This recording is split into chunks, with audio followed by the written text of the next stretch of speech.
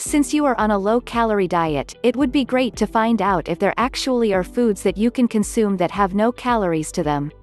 That would give you the benefit of being able to satisfy your hunger without having to worsen your diet plans. The fact is that there are some good low-calorie foods that you should be considering. If in fact you do need to help stave off those hunger pains, this may be the way to make sure it happens. When considering foods that are labeled on the market as being no calorie, take a look at them. If they are very costly, they may not be worth it. While all foods have some calories to them, some will offer a much better take than others would. What if the no-calorie product tastes awful?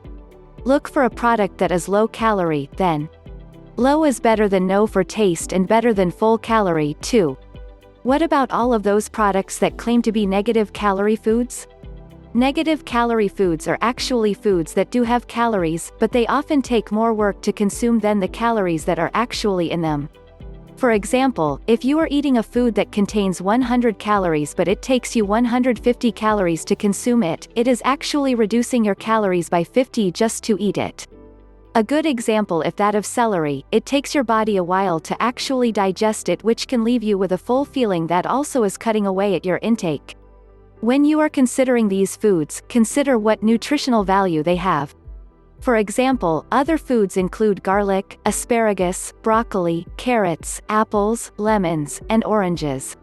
If they are foods with good nutritional backgrounds, like these, then it can be a benefit to consume these over foods that are less than healthy for you.